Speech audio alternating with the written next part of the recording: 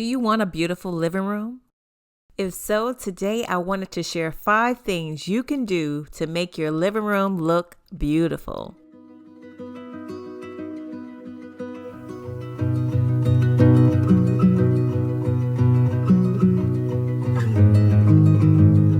All right, let me show you my living room when I first moved in. This is how it looked. It's a nice size, but it's very bare. I have a big wall in the middle, then I have a short wall on the left side, and then another wall with a lot of windows.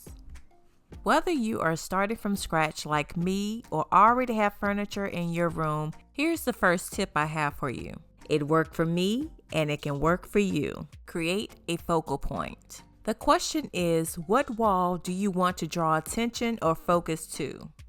Most times in a living room, people are either watching TV or reading/talking by the fireplace. In my living room, I opted to create a fireplace bump out so I can watch TV and get cozy by the fireplace.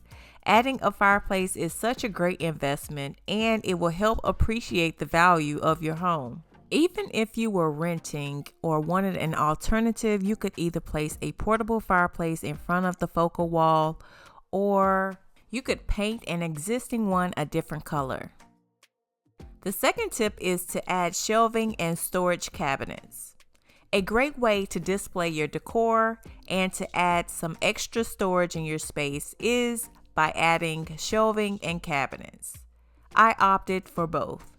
One thing that a lot of us struggle with is not having enough storage. Just imagine if you had shelving and cabinets. You would have a stylish way of displaying and storing a lot of your items. The third tip is add lighting. I say this because a lot of times rooms do not come with many lights. I had to add lighting. So it's important to add things such as ceiling fixtures, floor lamps, table lamps, and wall sconces. The fourth tip is to add personalized accessories. This is where you can add your personal touch to your space. Look for pieces that speak to you, things you actually love. I believe it takes time to find the right accessories, so please take your time with it. Mix in old and new items. Use accessories like throw pillows, curtains, rugs, and decorative objects. Be mindful not to overclutter the space. Balance is key. My fifth tip is to choose a cohesive color scheme. I recommend selecting a color palette that sets the mood you want in the living room. So my question to you is, what is that mood? You could have soft, neutral colors that creates a calming atmosphere like the one that I have, or you could add in bold colors to give it some vibrancy.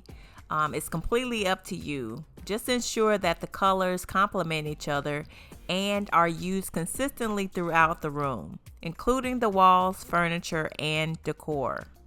There are so many tips out there, but I at least wanted to give you 5 that definitely work for me.